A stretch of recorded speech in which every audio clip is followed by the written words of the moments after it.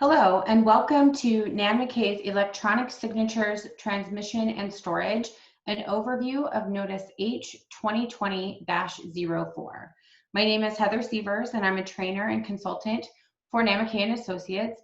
And today we're going to be going over this new notice that HUD published in regards to multifamily and our ability to have electronic signatures and electronic storage of data.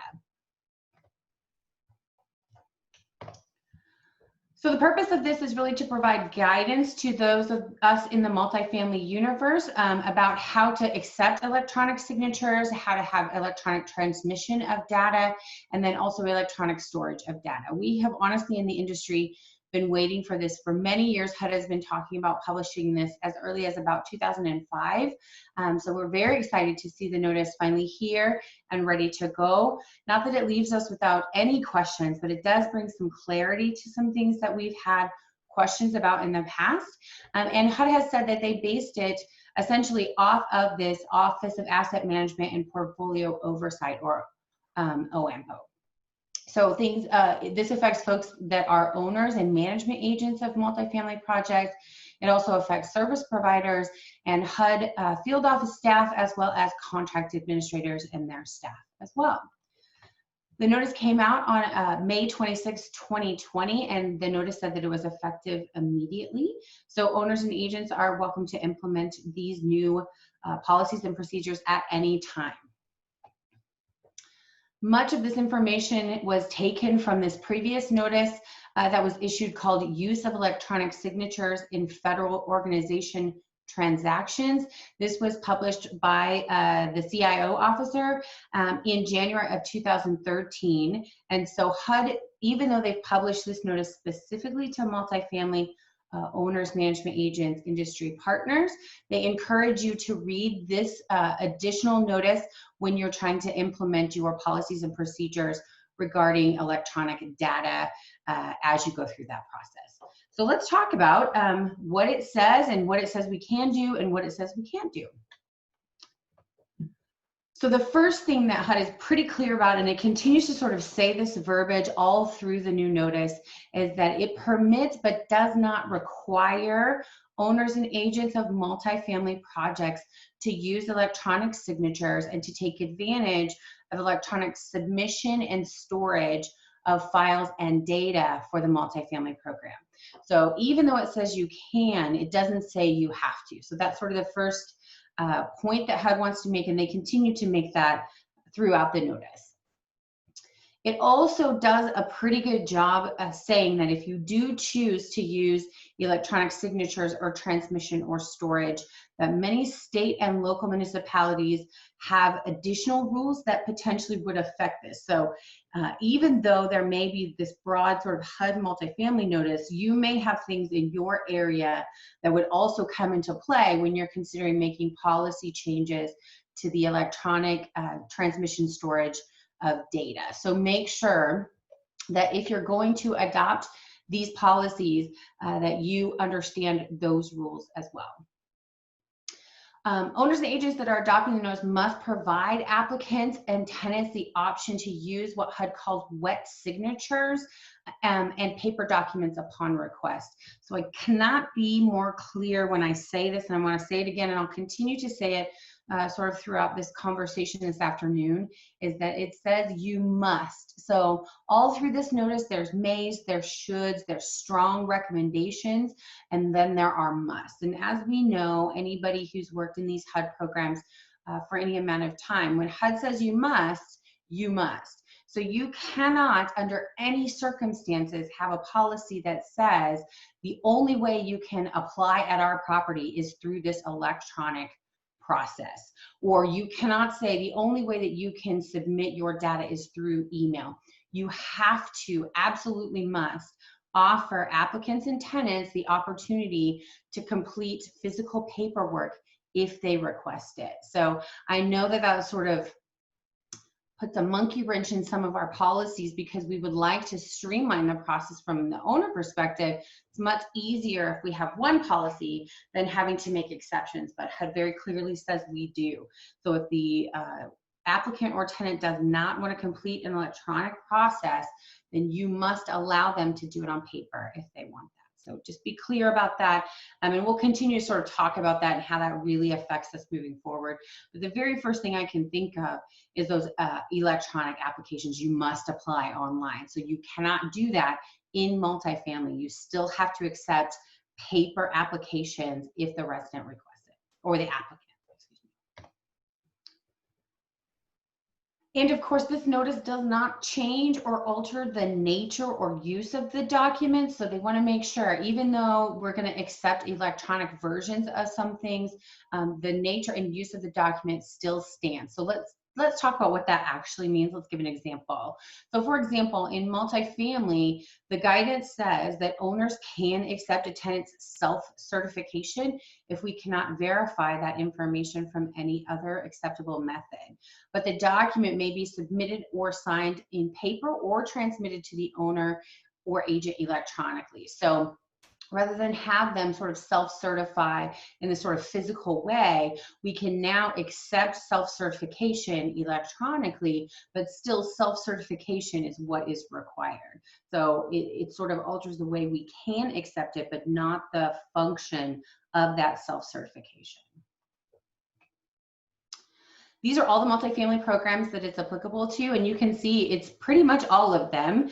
They even specifically say the RAD programs when you have RAD and PBRA, that is one of the programs that can now use this new notice.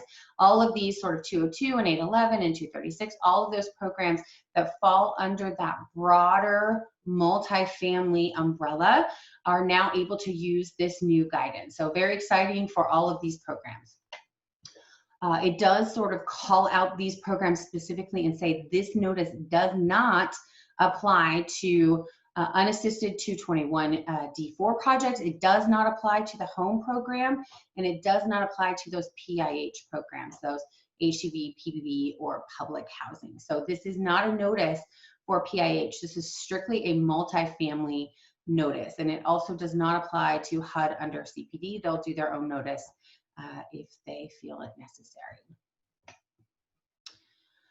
They go further on to say that this applies to applicants, it applies to current assisted tenants, it applies to any of those industry partners that we work with in order to sort of execute these programs. And it applies to things like asset management, it applies to contract renewals, any of those occupancy policies that we have to sort of move people in, conduct recertifications, move out processes, terminations to some extent, any sort of process that we have where we have either HUD required O&B forms or where the owner is required to create their own documents related to any of those functions. Types of forms and documents other than official HUD forms could include things like our contract renewal policies, our things we send to our service providers, our third-party verifications that we send out to do verifications for recertification processes, any of those HUD multifamily housing business purposes that may be necessary for us to continue to sort of obtain those processes. So while not required by HUD, again, some state and local laws or entities may require the use of what is called a wet signature, right? That actual physical signature that's signed by an applicant, tenant, owner, agent on some forms. And generally speaking, those potentially are things like leases or any lease addendums, the actual certifications 50059 or 50059A, the HUD 9887, that release of information. Some of those documents, your state and local municipalities may require those if you ever have to go into court for eviction purposes or any other reason. So HUD continues to say throughout this new notice, make sure you understand, even though HUD says you can accept these documents electronically now, you may have to continue in some states to have original signatures for those purposes in some states. So it actually goes as far as to recommend that you get with your legal counsel and make sure that you obtain that information about where you're operating to make sure that you keep those documents in those states if you're choosing to go fully paperless. So the notice goes on further to sort of define what they're talking about and do some sort of clarification about the differences between some of the terminology that HUD uses. I don't want to beat you over the head with this, but really it talks about the difference between digitized signatures versus digital signatures. So when we say digitized signatures, we're talking about maybe images of handwritten signatures, scanning of documents that were signed that had wet signatures, and we scan them to store them in our file storage system, or images created by using potentially like a digital pen that we sign on maybe a digital format, anything that captures that signature sort of digitally, right? When we sign our name at the ATM, that's sort of a digitized signature that we use with that pen. Versus a digital signature, which is talking about encryption of data. It talks about the certification of authority to ensure the validity of the person signing. Lots of times those things include like a PIN number or something to give integrity and authenticity to the person that's sort of acknowledging in a digital manner acceptance of whatever that may be. So I know that seems like a lot of big words, but we'll talk about what that really actually means to us in our real daily lives in just a second.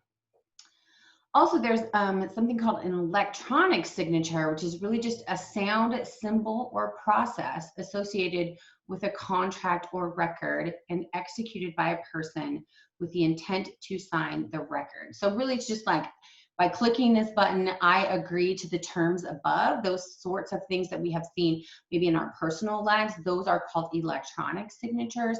And those also potentially have PIN numbers associated with them to sort of validate that I am Heather Sievers. Here is my identification and I agree or consent by clicking this box. When HUD says wet signatures, it's always such a strange term to me to say wet signatures, but really what HUD means is those original signatures captured with a pen that has to have time to dry, right? So the ink, when we sign something in ink, that is considered a wet signature. Also, HUD will refer to it as an original signature in some cases.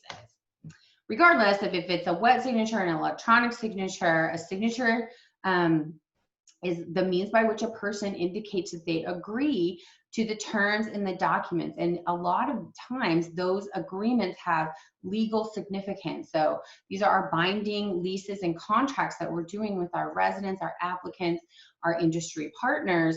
And the intent is to sort of have that legally binding evidence that all parties to the contract have agreed. So HUD goes into greater detail in the notice than we have done in this webcast, because there's lots of information that potentially we need to know when we're creating our own internal policies. But for purposes of us doing our business, we now have all these different options beyond just like a physical wet signature that HUD talks about. So lots of information about e-signatures if we're going to accept those electronic signatures. The notice sets forth a bunch of information about the format, the intent to sign, the association to the record. It talks about the authenticity of the signer and the integrity. So we're going to kind of talk about each one of these items individually because the notice does as well. And the first one we're going to go over is electronic form of signatures. Common versions of this process, lots of different things, a typed name like at the end of an email, a digital image of a handwritten signature, those digital sort of signature pens that capture our signature. Sometimes they go as far as biometrics like fingerprints or scanning our retina. All kinds of different e-signatures exist in the world today that are potentially acceptable. And those sort of by clicking this box, I agree or I consent to the terms above, as long as they have private PIN numbers that are associated that can be traced back to prove that actually Heather Sievers is the person that signed this document or clicked this box. As far as intent to sign is concerned, intent is determined by the circumstances that surround what the signature is. So assuming that person was not being coerced, any sort of examples of intent to sign, right? Clicking the box by signing below, click to agree, all of those sort of terms that happen in the process of us consenting are all now on the table as acceptable versions of those signed documents. As far as association is concerned, in order to be legally significant, HUD says the signature must be attached to or locally associated with the record being signed.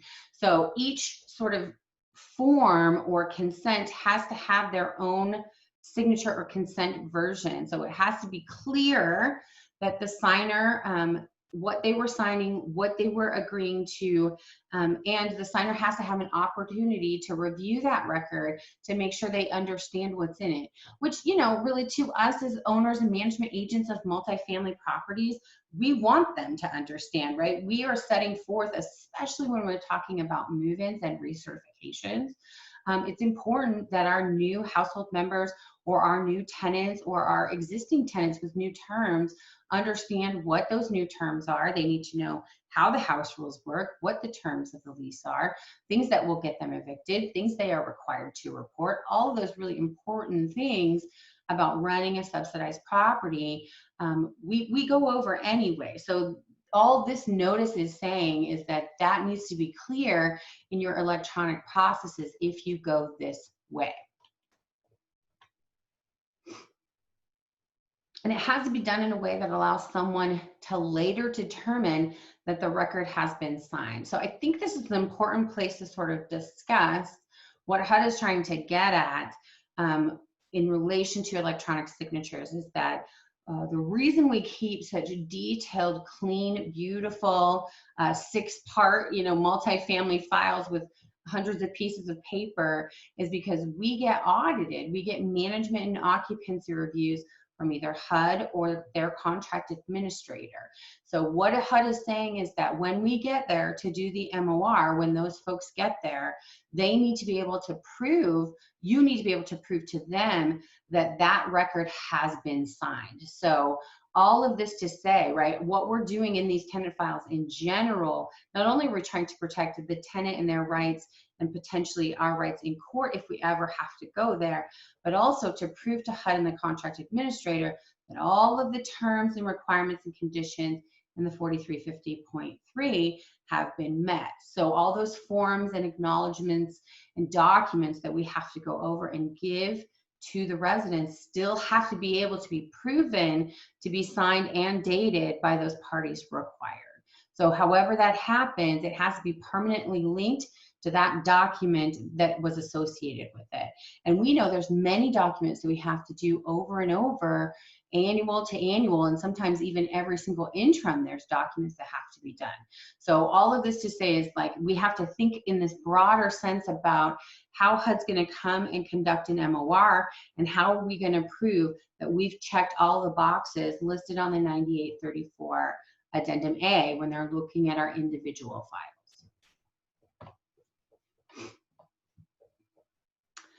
So, and the purpose, right? We just kind of talked about this, but the purpose is to prove if we ever have to go to court or to prove to HUD that we have provided it to who is required to have it provided to, and those folks have acknowledged. And the burden of proof is going to be on us as the owner agent of the property, right? We're going to have to be able to have some sort of system to prove that is the case. So the laws do not require the use of any particular method to do this. However, you can do this. And again, I feel like this is why HUD has encouraged and strongly encouraged in many cases us to consult legal counsel if we're choosing to go as electronic as possible, because we have to have some way that's going to stand up in court and to HUD during the MOR that says that this person actually signed these records.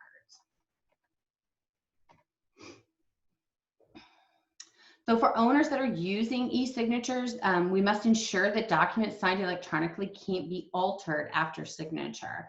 So this is another really sort of hurdle that we're going to have to go over if we're going into this electronic storage space, is that however those documents are originally created, and when once those are signed, there has to be some sort of mechanism that proves you can't go back in later and alter the document or form. That once it's done, and there's no changing it. And if we need to change something, we have to sign a new form. So that's another hurdle we have to think about as our processes move forward.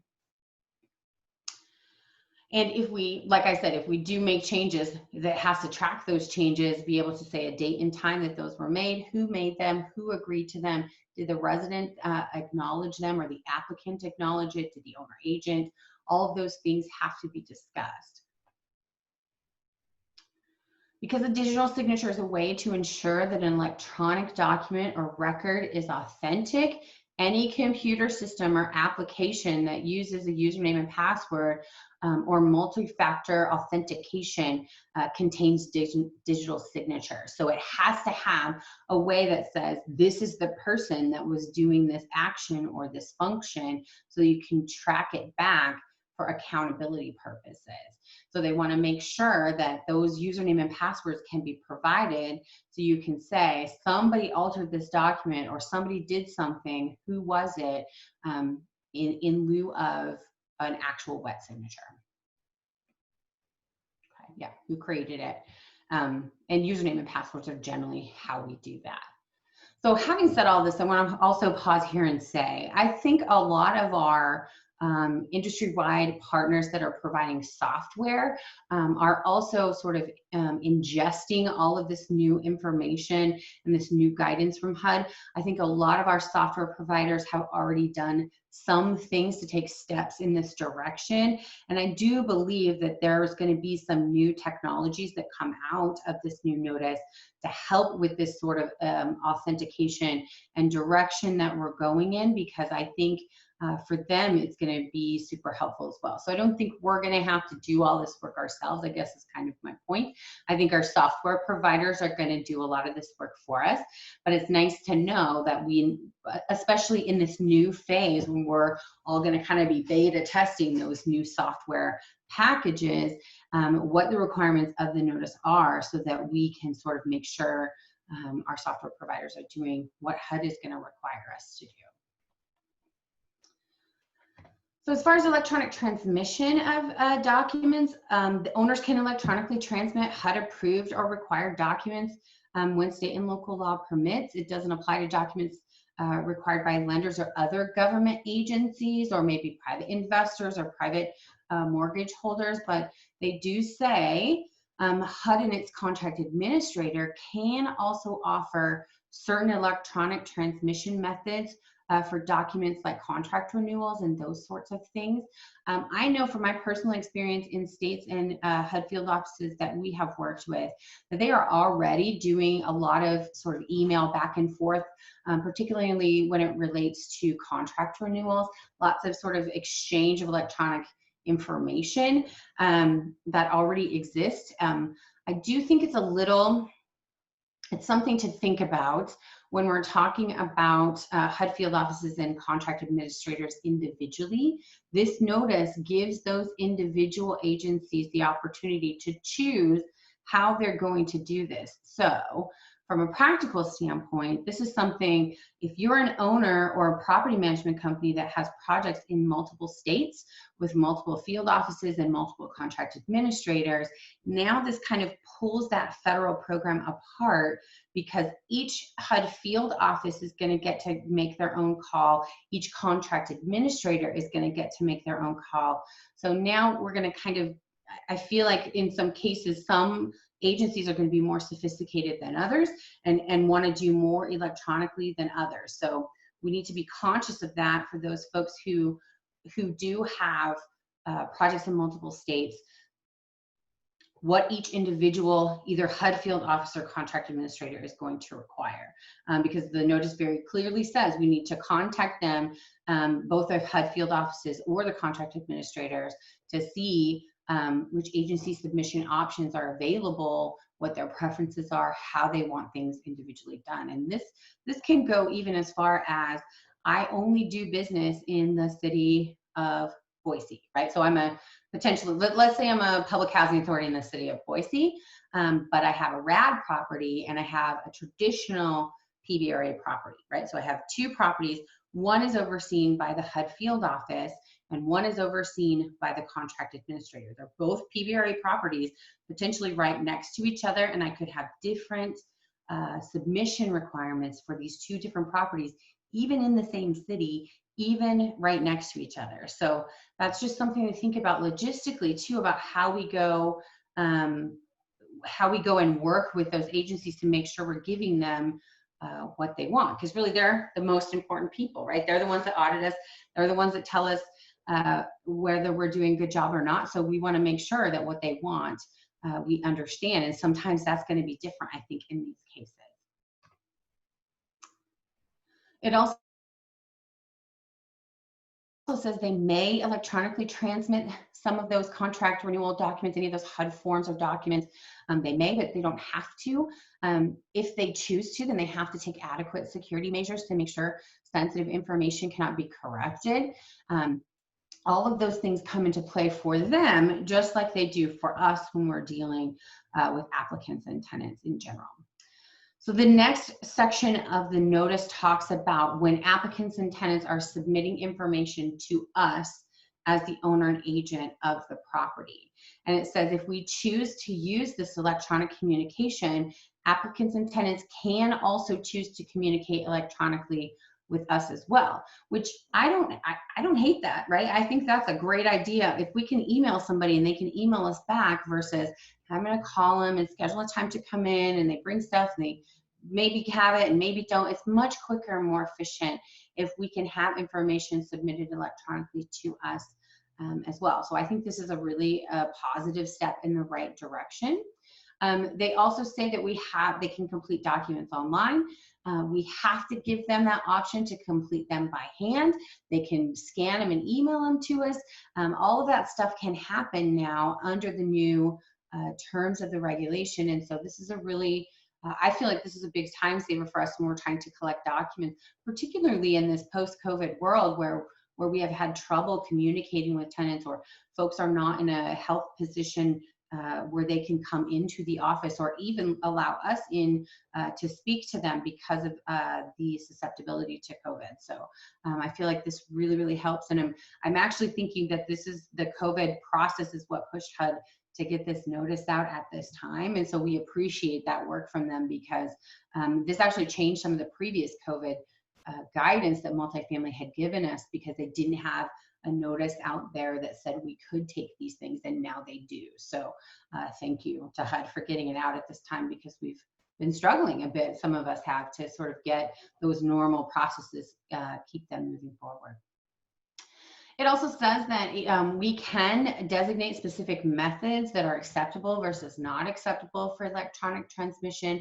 So all of this means when we're setting policy, we're going to need a new security policy, electronic document transmission policy that talks about what we're going to accept, what we're not going to accept, how it's going to be accepted, all of those things that the new notice requires if we choose to do electronic transmission.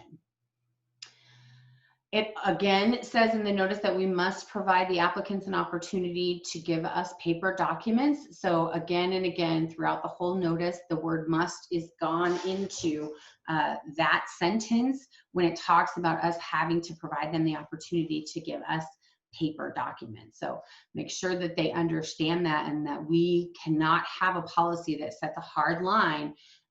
Even if they have submitted electronic data before and now they want to give us a paper copy, if they do, we have to take it. We cannot draw a hard line with the tenants and say only electronic submission. So it's pretty clear about that. Then it goes further to talk about when owners are sending information back to applicants or tenants. It says we may provide documents electronically when our state and local law allows us to. If we choose to, we sort of have to do that. We have to inform the residents and applicants that it's going to happen and that they have an option to receive it in paper form. So that makes us think about, because that's a must, it makes us think about how our applications are worded, how the language, we may need to update things that say, here's our process, and then add a sentence that says, if you would like to submit paper documents, here's how that process works, or here's who you need to contact, or here's where you can locate those documents. So that may be some forms and policy updates as well. If required forms, notices, and brochures are transmitted electronically, HUD recommends that the owner request an electronic acknowledgement of receipt. So here's like our real life and how that's going to work. Think about how many brochures and documents we have to give to applicants, either at application or on the date of move-in. Things like the VAWA information, those two HUD forms that we have to give them, the fraud, is it worth it, the resident rights and responsibilities brochure, the EIV and U brochure, sort of all of those things that we have to give. And right now what we're getting back is a sort of signature of acknowledgement that says, by initialing these boxes or checking these boxes, I acknowledge that I have received the following documents, right? And we're sort of getting that signed and dated and putting that in the file. We now can send those documents electronically if we want, and we will still have to have some sort of acknowledgement of receipt. So how are we going to do that? How are we going to go about accepting that? Where HUD doesn't require an acknowledgement, you should still maintain records that you've provided that to them. For some of those documents where HUD doesn't specifically say you have to acknowledge receipt, but for all those other things where we are right now doing it, how is that going to change that process moving forward if we do electronic submission of data? So another sort of policy decision that's going to have to be made.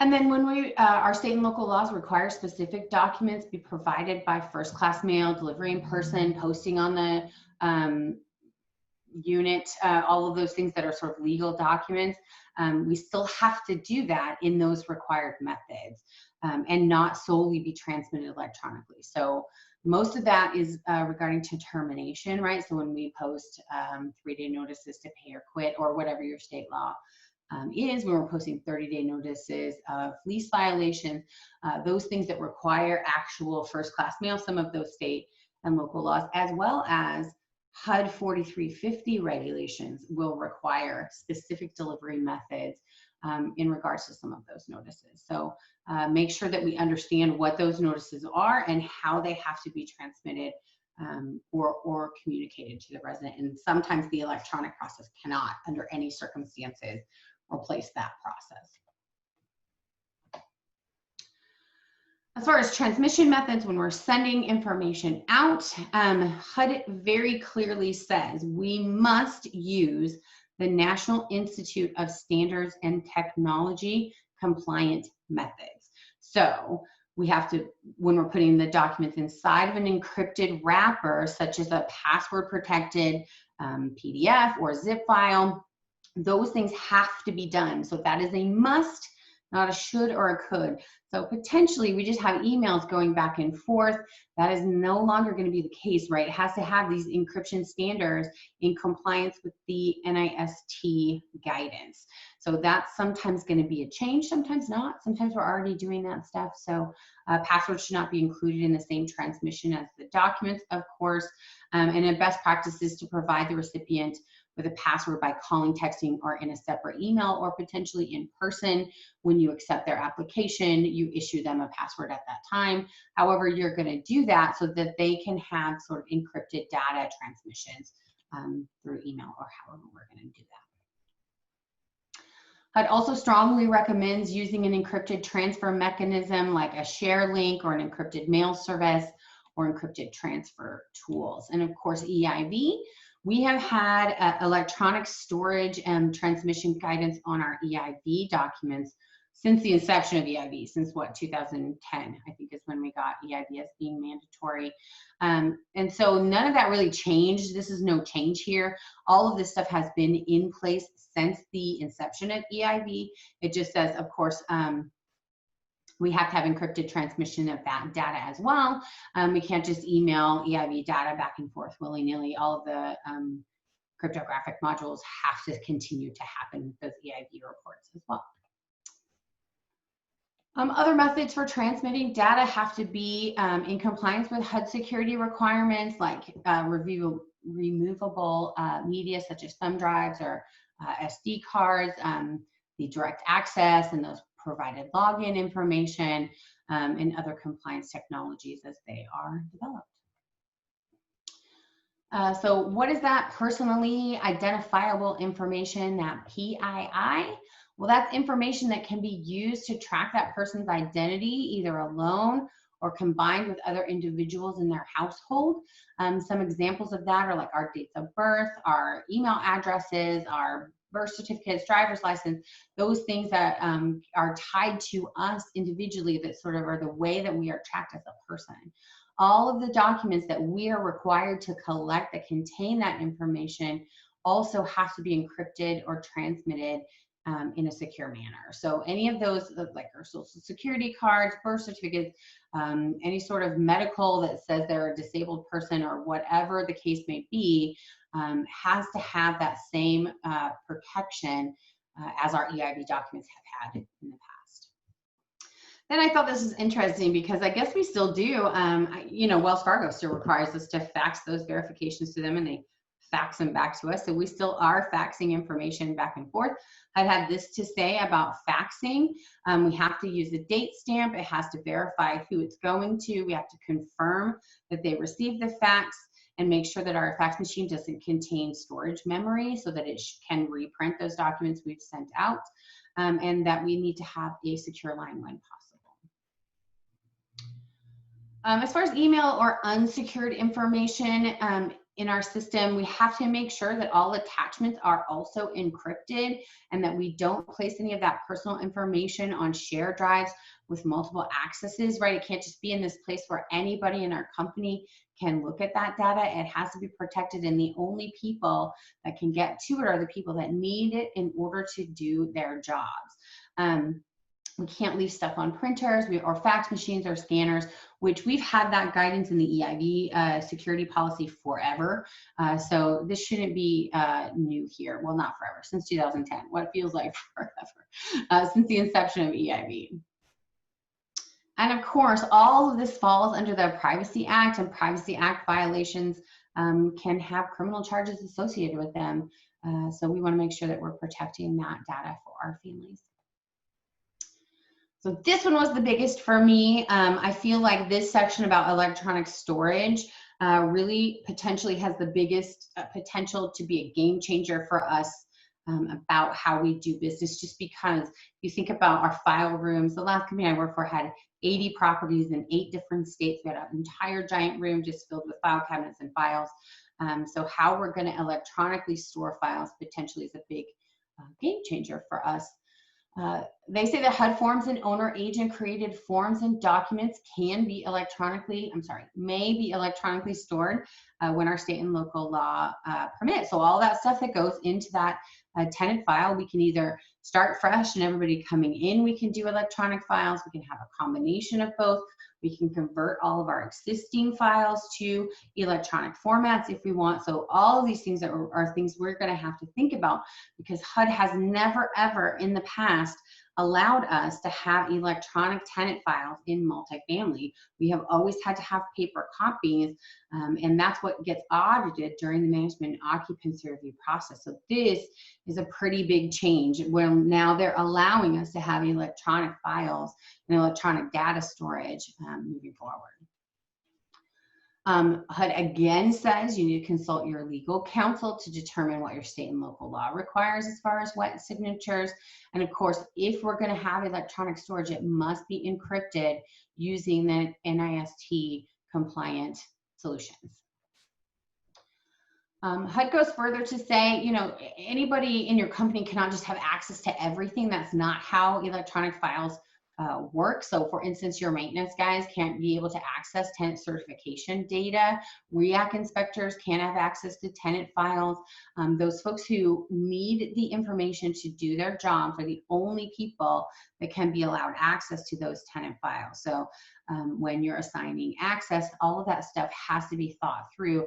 And my assumption is that the 9834, that audit form that HUD and the contract administrators use to conduct management and occupancy reviews will be updated so that they are now having to check. You're going to have to provide them some sort of document or access point that shows who has access to what data so that they are double checking this information is protected. I cannot see any way where HUD would not require them to do that to ensure protection, because they require on the EIV side already.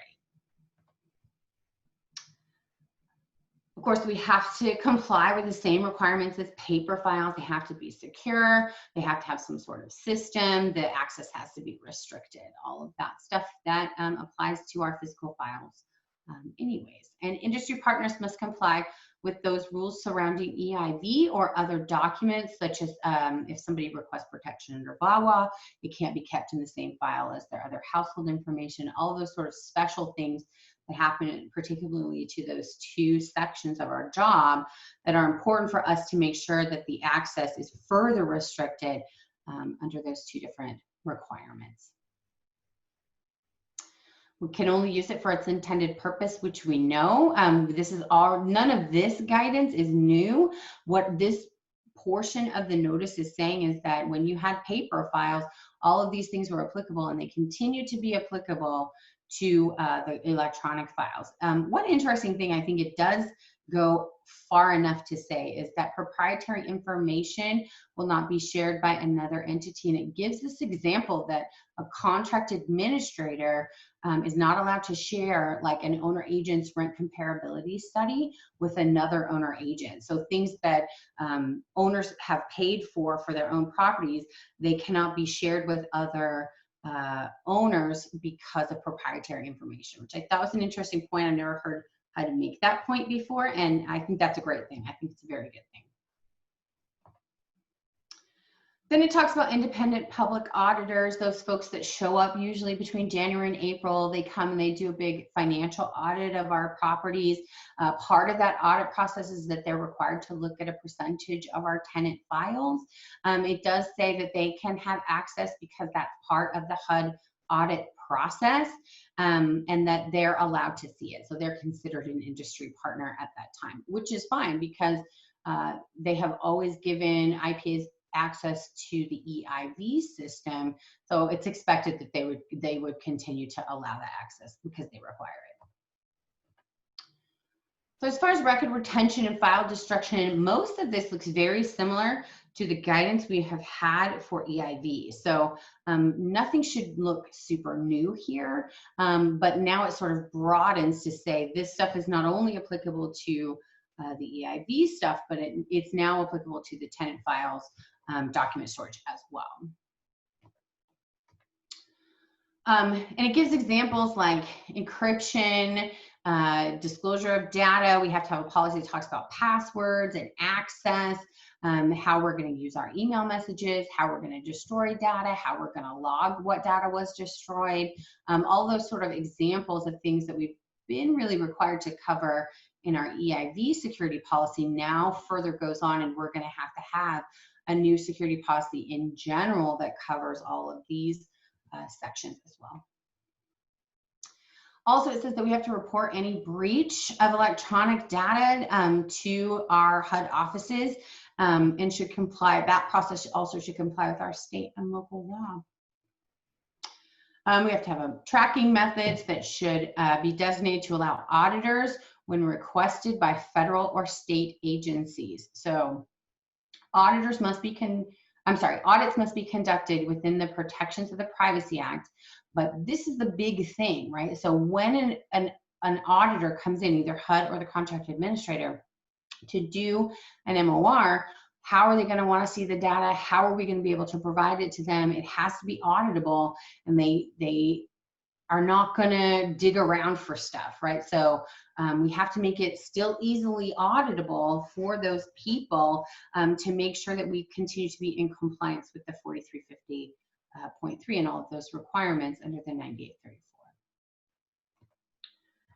As far as retention is concerned, it says that the owners should have a document or records retention policy. So right now this is a should. My recommendation to you is take a look at your EIV use and security policy and see if you can adapt that in some way to where you're going with this retention policy. Right now it says should, but who knows if that's going to stay that way. So it has to be compliant with program specific requirements. So the record retention terms for different documents are different. Term of tenancy plus 3 years versus 5 years for something. So make sure that your retention policies are in line with the 4350. When we do destroy electronic data, we have to have a policy for understanding who is going to destroy it, and it has to be truly destroyed. Industry partners must have policies and procedures in place to destroy records and data, and must document when and how those destruction methods were done. So that is a must. So at the very least, you have to have a data destruction policy. You probably already have a pretty good one with your EIV use and security policy that you can adapt to your tenant file. So it's not as scary as I initially thought it was going to be, because most of the guidance looks very similar to the guidance that was given in the EIV notice and subsequent Chapter 9 in the 4350.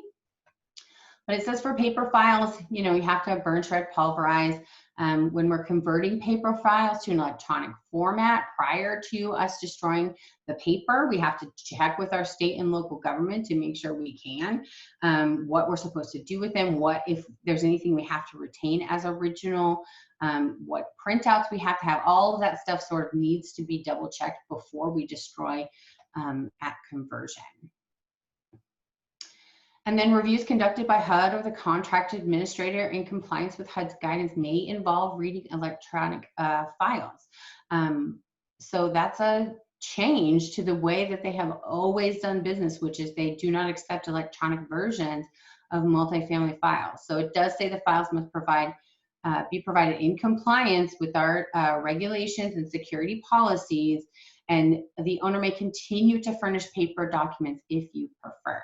So I guarantee there are some folks out there that can continue to do paper documents because they, don't have the resources to convert to electronic files or the desire, right? Some people this has worked for me since 1974 when I built this property. I'm not changing. If it ain't broke, don't fix it, right? So there are going to be folks that want it. And I will tell you, I worked for a contract administrator for many years. We prefer paper documents when we're doing audits. It's easier to see if documents have been altered if we have the originals. And so I know that there's going to be some folks that are just like, we just do what the contract administrator wants. We know they prefer paper files, so we're just going to keep doing that. And all of those options are fine. If you choose to have electronic files, that's fine. If you choose to stay with paper documents, that's also acceptable under the new notice. Some regulations, again, require that those things notices have to be delivered in different delivery methodologies, first class mail, etc. In those situations, electronic transmission does not satisfy those requirements, and that can be both by your state and local law or by HUD regulation. So there are things in the 4350 that say they have to be delivered in certain methods. So examples of that are listed in that notice. About which documents have to be done. Really, it's about eviction mostly for us. It's about termination notices or lease violations, but make sure you understand how that has to happen, and that electronic transmission of those specific notices does not satisfy the rule. When the tenant is provided a notice in paper form, if you want to scan that in electronically, that's fine, you can do that. Just make sure you keep documentation of the tenant notification in compliance with the regulation as well. Industry partners must provide all notices in compliance with 504 and ADA, so those fair housing requirements.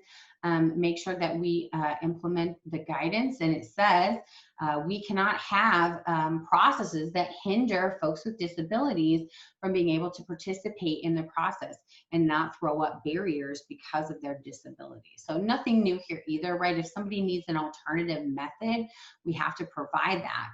Things like auxiliary aids or services necessary to facilitate proper communication. Maybe we need translators for those folks who have limited English proficiency. All of those things still stand and are still true. So if a person with a disability is unable to sort of submit things electronically, we still have to allow them reasonable accommodations to communicate in a different method that doesn't throw up barriers to their participation.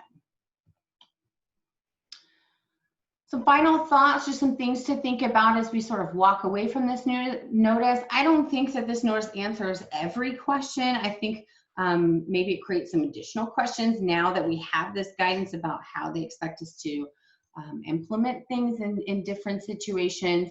So I do think we'll have some questions and answers coming from HUD regarding this notice, some back and forth with industry partners once we've had time to sort of ingest and process all of this new information, or once we start trying to implement things practically, some things are just not going to work. What we thought or what HUD thinks is going to work potentially is just not. So I do think we'll see some additional questions, at least FAQs from HUD regarding those certain situations. The other thing I think we take away from this is we need to be very thoughtful when we're making decisions about conversion activities. Really, how does this affect our families? What is our family dynamic? If you have an elderly property where the majority of your tenants are over the age of 80, is really electronic transmission of data going to be helpful or hurtful to those folks and to you just trying to communicate with them?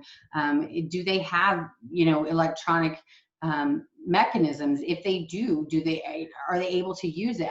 Lots of questions. So I think we just need to be thoughtful when we're going through the process. Maybe one size does not fit all in these things. Maybe we have properties that have more electronic processes than others. But I just think before we jump, we really need to think about how this is going to affect both our staff from a compliance standpoint and our families that we serve.